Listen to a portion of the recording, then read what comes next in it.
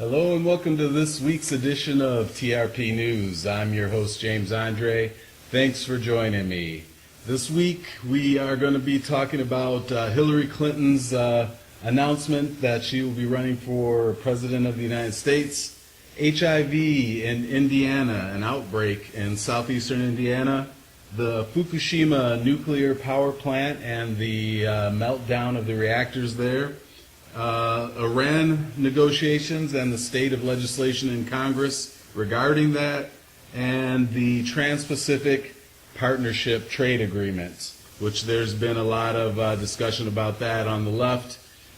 First up, Hillary Clinton this Sunday just announced on YouTube with a short video that she will indeed be running for President of the United States. It's a short video, and Hillary Clinton only appears a few seconds at the end. It features a bunch of families and people working, and a diverse group of people from a lot of ethnicities, including LGBTs, and this goes along with the purported focus of the campaign, which is said to be about people and families and not about Hillary Clinton. The campaign doesn't want to make the campaign about Hillary, about who she is. They want to make it about the issues and about Americans and the middle class. The inevitable questions about her positions on various issues have begun, and they actually have already begun before she even announced that she would indeed be running. She has been consulting with, in the past weeks, with some economic policy experts, including a woman named Heather Bushi, whose research focuses on inequality, and Teresa Ghilarducci, who writes about labor and retirement issues with a focus on pensions. So she's already been sort of getting into the economic issues and what exactly her message is going to be and what exactly her policy directions are going to take. So I'm sure we're going to be hearing more about that as time goes on. Anyone who has their eyes open can see coming down the pike that there's going to be a lot of sexism, a lot of misogyny, especially from the right wing. This sort of hate speech and crass talk is going to be something we're all going to be living with until Hillary's out of office.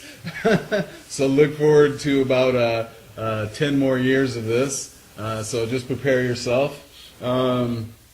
The comments on the Clinton's YouTube channel kicked off immediately, and on various news sites reporting the announcement.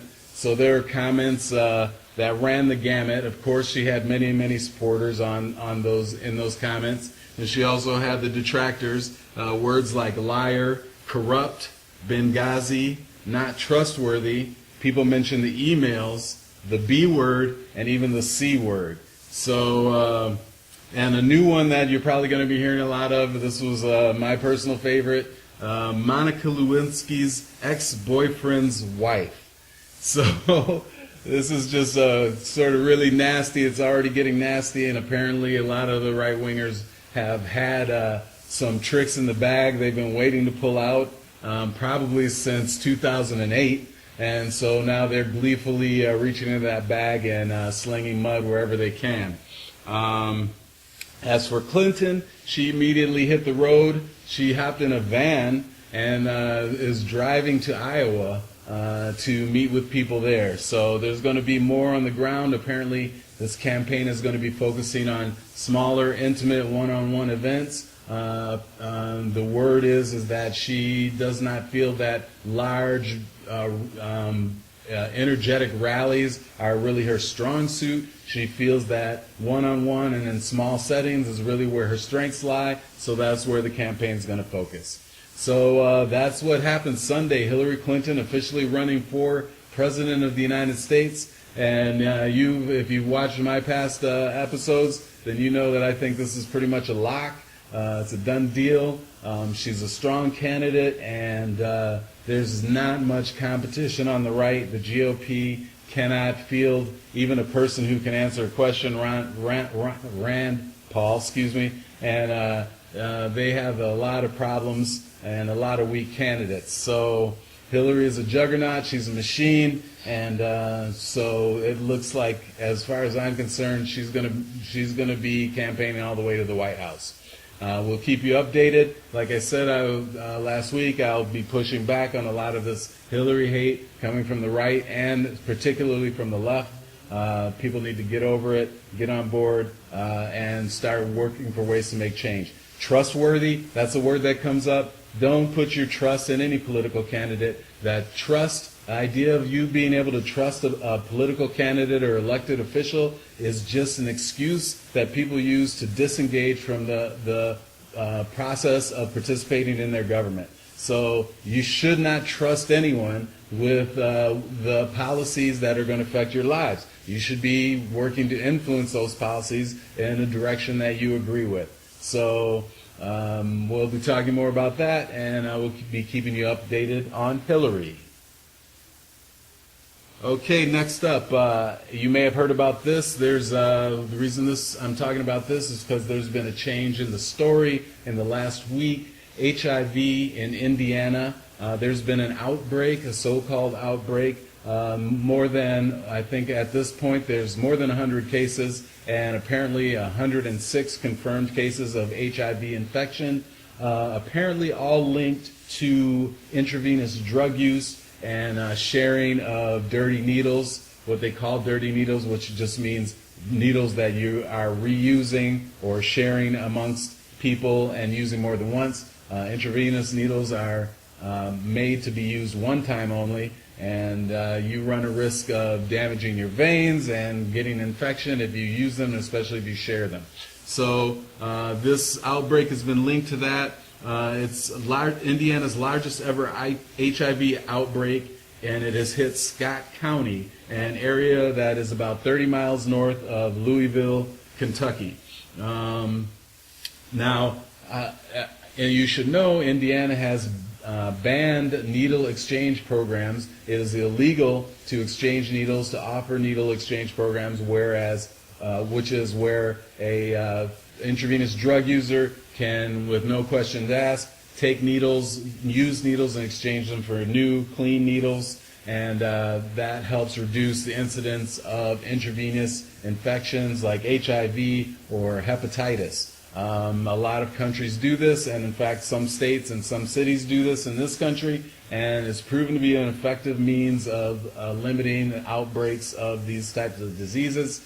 Indiana, however, has a conservative legislature, conservative governor, and they outlawed it.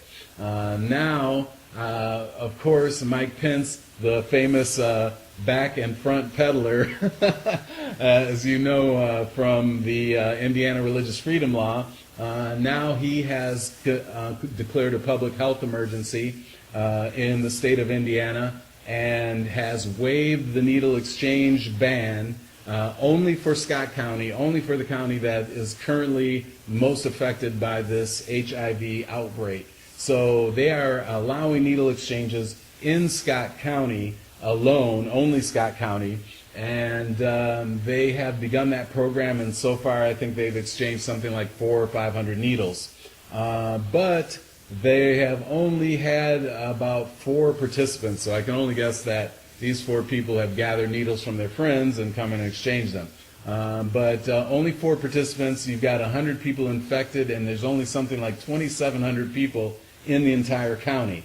And everyone who's infected is either lives in the county or connected to that county somehow.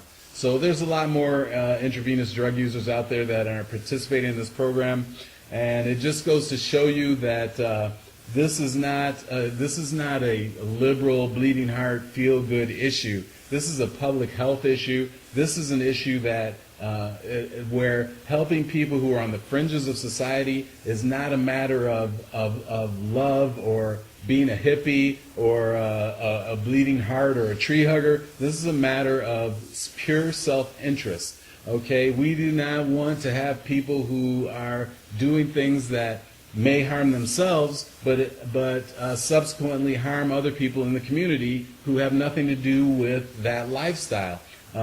Intravenous drug users, people become addicted to drugs, addicted to injecting cocaine or heroin, and what do? Many of these people turn to prostitution. Many of these people donate blood to get money to pay for their habit. So this can, even if you're not in that lifestyle and you don't even know anyone who is, you can become affected by it. And this is why it's a matter of pure self-interest to take care of these fringe people, these people who are outside of the mainstream of society. And that goes for intravenous drug users, that goes for people who are just too lazy to find work, people who are poor or people who are struggling. It's a matter of the quality of life for the rest of us, so that these people do not sink, do not end up harming themselves, and in the process harming the people around them and the community in general. So this is an example, only 4 participants in this intravenous IV needle exchange program, and you cannot just start and stop this program. We've got more confirmed cases. It went from 100 to 106 in a matter of a week, and now they have this waiver, but they can only get 4 people to come. These programs need to be in place all the time, along with other preventative measures, in order to not have this happen in the first place. Now the cat's out of the bag, the horse is out of the barn. It's a day late and a dollar short, just to throw a third phrase in there. So we have to do these things before it happens. We have to look at logic and reason and say that regardless of how we feel about someone living that lifestyle and behaving in this manner, self-destructive manner, we have to protect them in the interest of ourselves and our communities. It's really that simple. So that's what's going on right now. Scott County, in southeastern part of the state of Indiana, has a public health emergency, over 100 cases of HIV, confirmed cases of HIV, and they are now instituting a needle exchange program, and we will see how it goes. As public policy goes, it's a little too late. All right, and Fukushima, the nuclear reactor power plant in Japan, has been in the news this week. This week it was announced that radiation, particles of radiation from the plant, most likely from the plant, were found off the coast of Vancouver, Canada. So radiation is now reaching the North American Pacific coast, and the radiation is still leaking from that plant. This is an amazing, horrific story. There are pictures of the waste, the debris, bags and bags and bags and acres of this stuff that they're clearing out and storing. The groundwater is pouring into the plant, and they have to remove this water and store it on site in above ground containers. And this container field is growing every single day, and this is just an ongoing problem. This was Fukushima just over 4 years ago, March 11th, 2011. There was a meltdown of 3 of the 6 power plant's reactors. The meltdowns were a result of a tsunami, a tidal wave that was triggered by a magnitude 9 earthquake.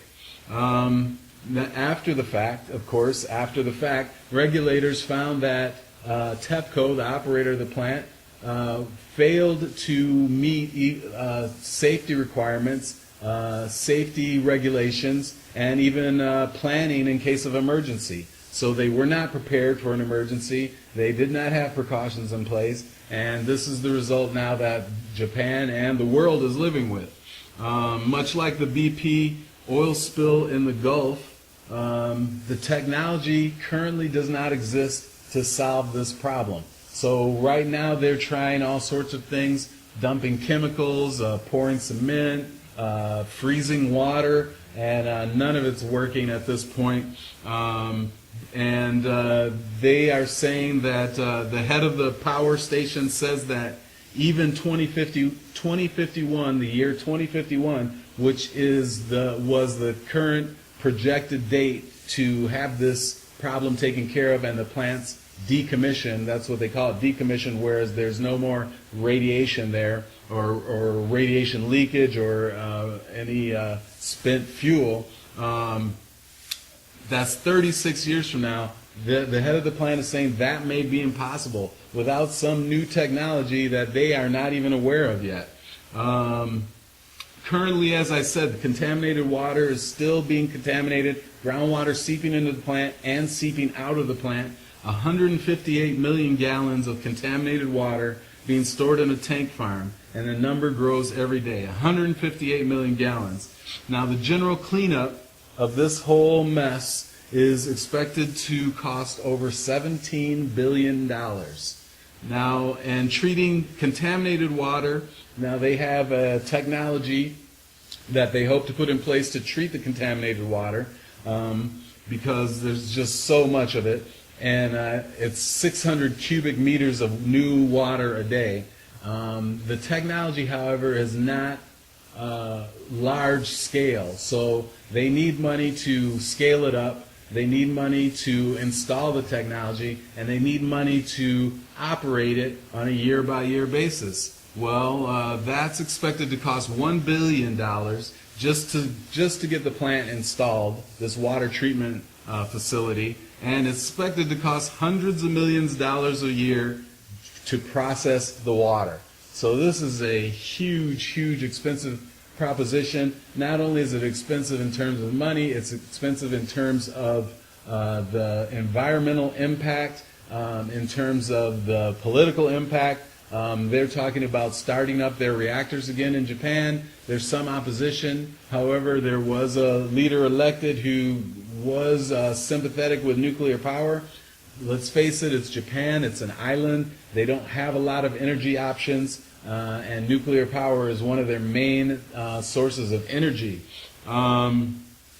So these scientists from the Woods Hole Institute discovered the radioactive particles off of Vancouver, and they say that the levels of radiation in the ocean waters are below international guidelines for what is safe. So in other words, they're saying the guidelines are a certain level and the radiation they're finding is well below that, and the guidelines are at a safe level themselves. Well, critics are pointing out that the radiation persists in the environment. So it doesn't just go away even though it's below levels now. If the radiation is added to on a daily basis, well, then one day it could possibly not be below safe levels. And also it persists in the environment, so it's a way into the food supply. In other words, the fish eat it, and it accumulates in the fish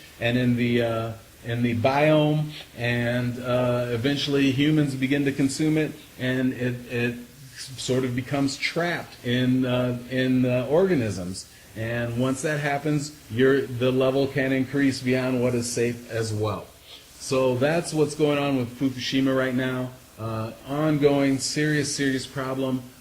Someone wrote and said that Japan is looking at, and it's not just Japan, it's the entire world, is looking at a 200-year process, 200 years to fully resolve this situation. And that's the nature of nuclear energy when it all goes wrong. There's a lot of hazards out there and a lot of ways we do things and a lot of costs that are on the back end of our energy consumption, no matter what the production process is. But nuclear energy has a half-life like no other. So this is going to be an ongoing story for a long time. The radiation is still leaking into the ocean. If we put up a picture at the beginning of the segment. If you look at that, you will see that this plant is right on the water. So it's a serious issue. These guys don't know what they're doing. They have an idea what they're doing, but there's been a lot of criticism about how they have gotten numbers wrong, they've gotten the amount of radiation wrong, they've got the seriousness of the problem wrong, they didn't even know there was a meltdown. They just sent a robot in this week. That's one of the reasons Fukushima was in the news this week, which is last week as of this taping. A robot in and finally confirmed that there's a meltdown in one of the reactors, which we really know already because of the amount of radiation what's happening.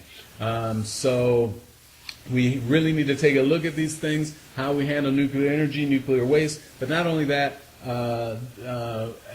these things like chemical storage. You know, Virginia's just relaxed the laws on chemical storage on waterways and the storage containers regulations. So we need to be looking at how we regulate these industries and the impacts of these industries, and particularly the safety regulations. And we have to start looking down the road as to what do we do when things go wrong. Now, you know, the right wing doesn't want any regulations, any restrictions, anything to inhibit the operation of industry, but I will tell you it's in our interest, in the public interest, that we make sure that we think about how we do these things, how we decommission these plants and these power plants, whether nuclear, coal, or any other. They all have a lifetime.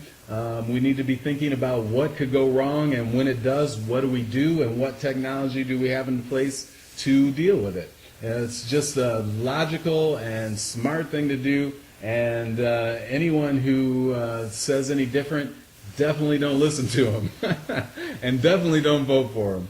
All right, so that's your Fukushima update. All right, next I want to talk a little bit about Iran. Been talking a lot about that as Iran nuclear weapon negotiations and nuclear fuel negotiations have been ongoing. I reported last week that a framework deal has been reached. So you most likely have heard about that. There's some debate about the value of this framework and the value of the deal. Is it a good deal or not a good deal? We have a general agreement on the terms, which is a good thing. It's a step forward. But the reason I want to talk about this today is what's happening here at home. There is currently in the news this week, it's a lot about the state of legislation in Congress to have Congress vote on any agreement that's reached with Iran, and also strip the president of the ability to lift sanctions. Now, this is a foreign negotiation, foreign policy, which is the purview of the President of the United States. So what these guys in Congress, led by a Republican, are trying to do is pass legislation that will sort of put Congress in front of the president in terms of dealing with this. Now, obviously, the president would veto any of that legislation, so that's what a lot of the conversation about this legislation is can they reach a veto-proof majority, which is 67 votes in the Senate. So news has been that the bill is a few votes shy of veto-proof majority. 8 Democrats are co-sponsoring the bill, and there appear to be somewhere between 1 and 3 votes short currently, which is where things seem to be stuck, and where they currently stand. So Senator Menendez, who is under indictment from the Justice Department, is a supporter and co-writer of the bill. He's a Democrat, and he on the news was saying that, well, this is not about, as some would suggest, jamming the administration. However, it pretty much is, okay?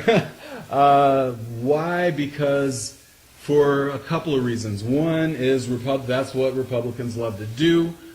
They do anything they can. You're going to see it with Hillary Clinton. Basically, they never let her go. They're like a dog with a bone.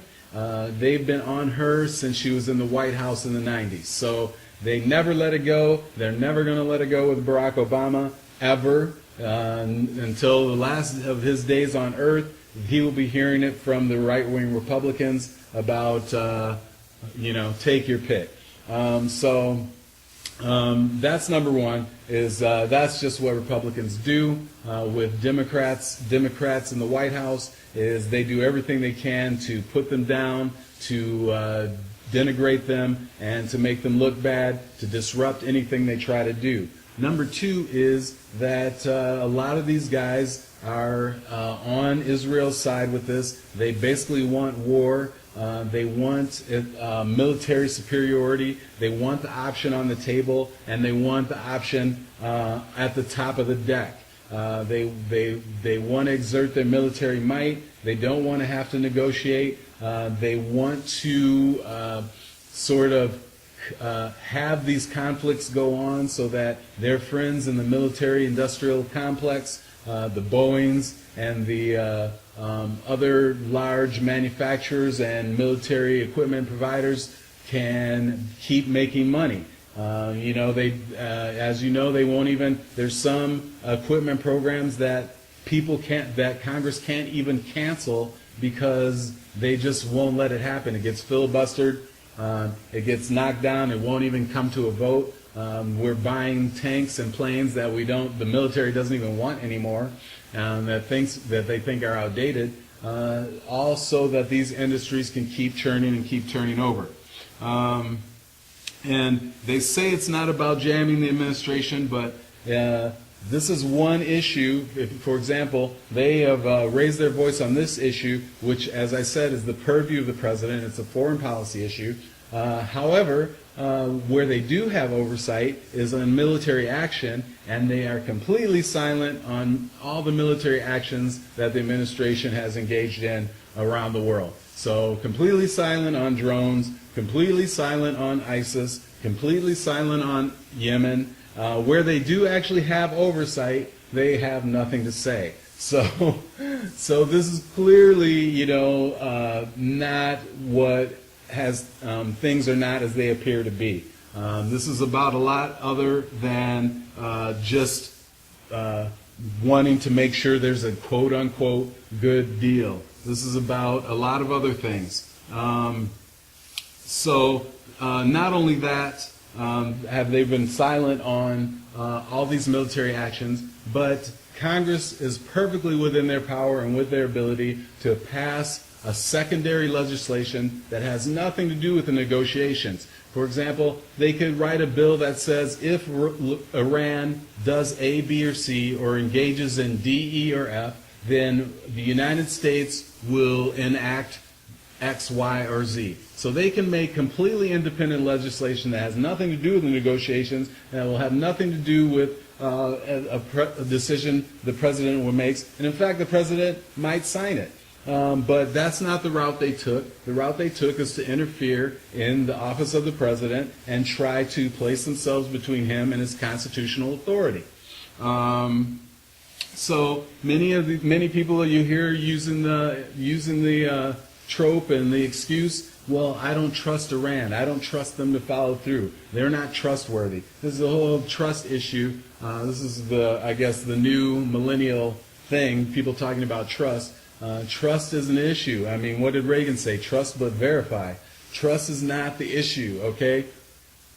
It's not a matter of trust. They don't trust Iran because Iran has every reason not to listen to the United States and to do exactly what they choose to do on their own. Why is that? Well, during the U.S., the United States, during the Iran-Iraq War, helped Iraq develop weapons of mass destruction, chemical weapons, biological weapons, and even nuclear weapons, all with funding from Saudi Arabia, okay? The U.S. knew about it, participated in it, and supported it against Iran. And many U.S. officials are on the record, on video, in interviews, talking about destroying Iran. Everyone wants to point out how someone in Iran said, wipe Israel off the face of the map. Well, that means a lot of things. It doesn't mean kill all Israeli people, but it does mean get rid of the Israeli state. But however, here in this country, we have officials saying bomb, bomb, bomb Iran. These guys are ants. When the time comes, you crush them, drill them back to the 4th century, and completely obliterate Iran. So there's a lot of history going back here. As I've said before in past episodes, there's a lot more going on to the story than just nuclear weapons. There's a history here. In 1988, on July 3rd, the U.S. military shot down a civilian Iranian airliner, killing 290 people, and then basically blamed it on Iran. So these days, nuclear weapons are a deterrent. They're not a weapon. They're not actually a weapon. They're a threat, something that countries use as a deterrent to other countries, as a deterrent to other nuclear-armed countries, to discourage them from actually using them, right? So in Iran, they are essentially would be isolated. Their military and their partners in the region do not have nuclear weapons. Israel has nuclear weapons. The United States has nuclear weapons. So any first strike by Iran would result in their complete obliteration. So it's not in their interest, it's not a smart thing to do for them to build a nuclear bomb and then blow someone up. It's just not a good idea. And for them to actually to have a first strike that would result in them not being completely destroyed, they would have to build so many weapons. There's literally like a 0.5% chance that they could do it and no one know about it. All right, they're being spied on by Israel. They're being spied on by us. They're being spied on by England. They're being spied on by Germany. They have the International Atomic Energy Commission in their country. So this is not going to happen. This is not about nuclear weapons. This is about the balance of power. What people are really trying to prevent is from Iran having a deterrent against anyone else attacking their country or anyone else using a nuclear bomb on them. So it's about the balance of power. It's about the balance of power between the White House and Congress and Israel in the Middle East. So the danger of a nuclear Iran, as I've said before in past episodes, no one wants anyone to start building nuclear weapons. Nuclear proliferation is against everyone's interests. It's a global anathema. We should be getting rid of the weapons we do have, but the threat of Iran bombing someone with a nuclear weapon is very, very minuscule. It's not likely to happen, and if it was to become likely to happen, it would be years down the road, and we definitely, the 99.9% chance, would be well aware of the potential threat before it happened. So right now, Congress is working on this legislation, which is, as I said, another thumb in the eye for the administration. They say it's not, but, what else could it be, really? There's no agreement yet. There are specific points of contention in this nuclear negotiation, so everyone knows what they are. There's no need for Congress to interject itself in there. And as it stands, they're a few votes short, anywhere between 1 and 3 votes short of the 67 they need to make it veto-proof, which basically means if President Obama vetoed it, they could pass it without any threat or without allowing him the option of vetoing it. So I'm, I don't know. I don't know if this is going to happen. Senator Schumer from New York, who is purportedly the next Democratic leader in the Senate, has come out strongly for the legislation, and we will see if it passes. There are several legislative options that have been introduced from other senators, and time will tell. I'm, leaning a little bit against it actually happening, I guess, as it stands right now, but it's really up in the air. There's a lot of support, as I said, 8 Democrats, but that threshold gets really resistant at a certain point these days anywhere in the Congress, whether it be in the House or the Senate. So we'll keep you updated, as we have been doing, on the Iran negotiations and legislation here at home and the politics of the nuclear debate. vis-a-vis Iran, and we will let you know if any new developments happen. Okay, and finally, I've been hearing a lot about this lately. Another thing that's happening in Congress, legislation has come up, and so a lot of people on the left are getting up in arms about this, which is fast-track, so-called fast-track legislation for the Trans-Pacific Partnership, which is a regional trade agreement for several countries around the Pacific Ocean, and there is a lot of pushback. Senator Bernie Sanders is one of those people. Green Party, people are pushing back from this partnership, saying that it's going to cost jobs, it's going to put money in the pockets of large corporations, there's too much secrecy behind it, and it's just not a good idea. So this is a proposed regional regulatory investment treaty. There's 12 countries that have participated in negotiations: Australia, Brunei, Canada, Chile, Japan, Malaysia, Mexico, New Zealand, Peru, Singapore, the United States, and Vietnam. So this is another one of those things where there's a lot of people up in arms. What they're up in arms about is the fast-track legislation, but the actual agreement itself, the actual TPP, as it's called, has gone through 20 rounds of negotiations in the last 4 years. So this is ongoing. There's several sticking points, including intellectual property and various restrictions on markets, particularly, say, Japan doesn't want to open its agricultural market.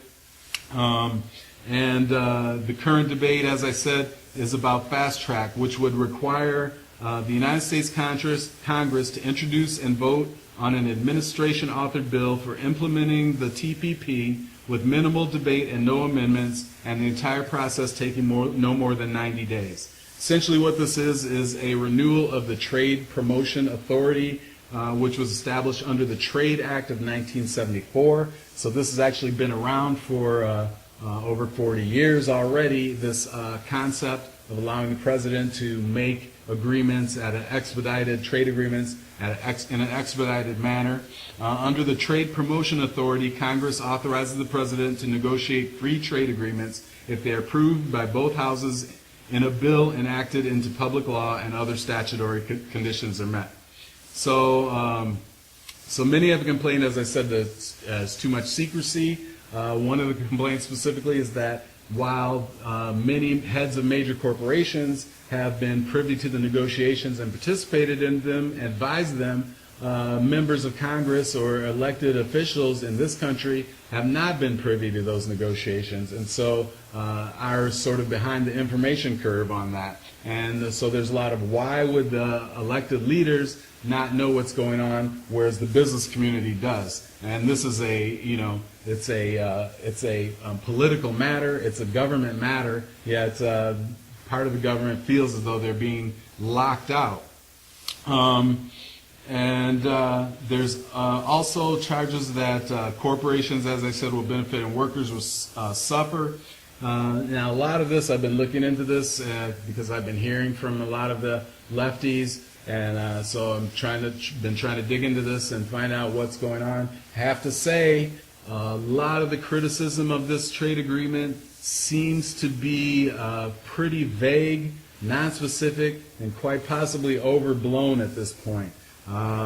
It is a goal of the administration. They are focused on the fast-track legislation, which gives President Obama the authority to finish this trade agreement. But the criticisms, as I said, are pretty non-specific, and you know, they want basically more input, but at the same time, what is exactly wrong with this seems to be mostly based on distaste for past trade agreements, and a lot of actually seems to be attributions of economic consequences of globalization that aren't specific to any trade agreement. So in other words, a lot of the critics are blaming trade agreements for things that have happened economically in this country, when really it's at minimum up for debate that those trade agreements are a cause of these economic hardships. one legitimate concern does seem to be a provision that allows corporations to obtain monetary damages from governments who essentially break rules or whose policies conflict and end up costing the corporation money. So there's a whole legal structure involved in this, and apparently what has been happening is that corporations are winning money from governments, and so far no government has won against a corporation.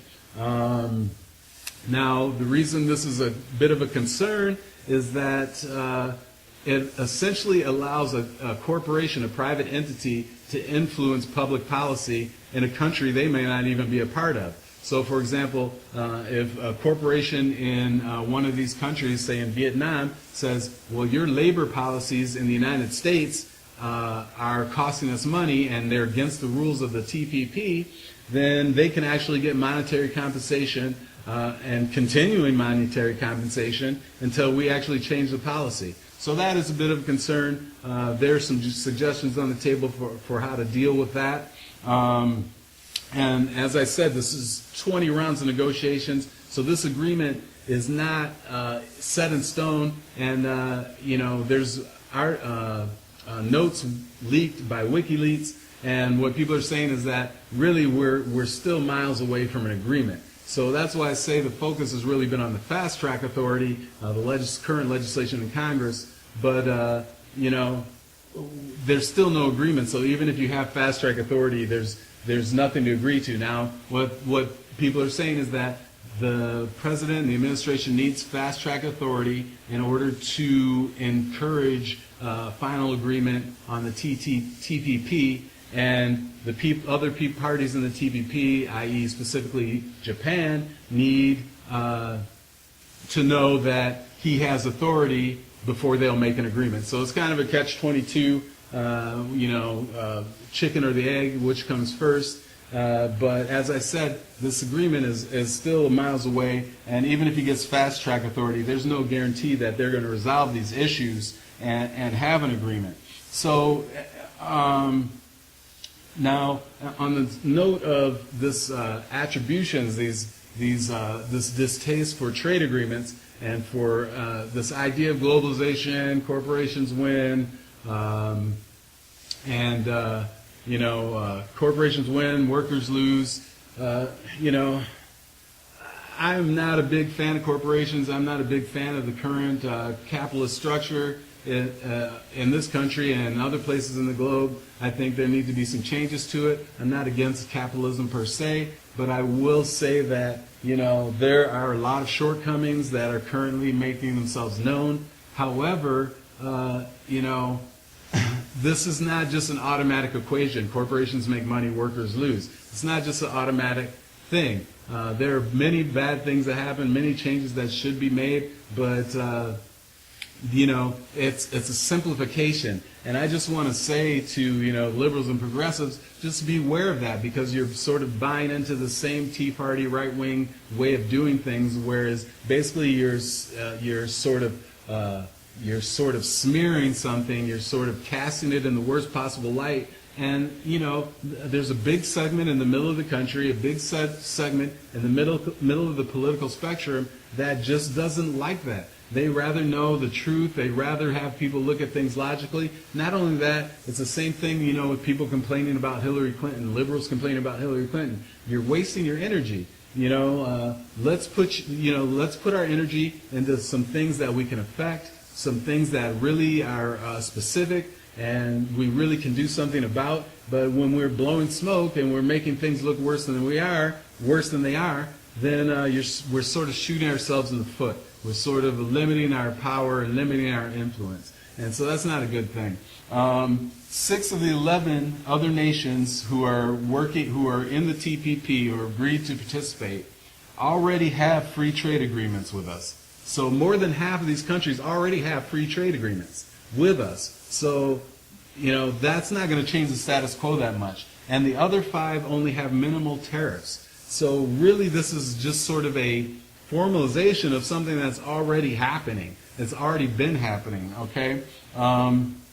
So all domestic legislation and international agreements should be carefully considered and carefully written, but at least at this point it seems that some people may be taking this a little far. So I'd just like to hear a little bit more specifics about what the complaints are, and not just a general, we don't like free trade agreements. I haven't really seen the evidence. The studies haven't really shown it. If you can tell me that the studies are flawed or paid for, then I would be more than happy to listen. As it stands right now, as I said, most of these countries already have some sort of free trade agreement with us, so I cannot see where the big issue is. Definitely any agreement should be carefully written, should have protections for our economy, for our communities, for our workers, for our environment. But as far as I can see right now, these things are being worked on, these things are being included in the agreement, and it's a matter for all the countries, not just the United States. So that is it for the TPP. That's what's going on. We'll let you know the status of that legislation in Congress, the fast track authority for President Obama. He has said it's a key initiative of something he wants to accomplish before he leaves office, is to get this TPP deal done and signed. And so he's going to keep working on it. And if you don't like it, you can let me know in the comments or whatever. Let the administration know. Tell us specifically what is wrong with this agreement. Why should we not do it? Are you just against free trade agreements? Is there something specific you're against? Are there any changes that could be made that would make you happy about this agreement? So that's the kind of thing you should be thinking about, or I hope you think about. And that's it for this week of TRP News. I'm your host, James Andre, and we'll be back next week. Thanks for joining me.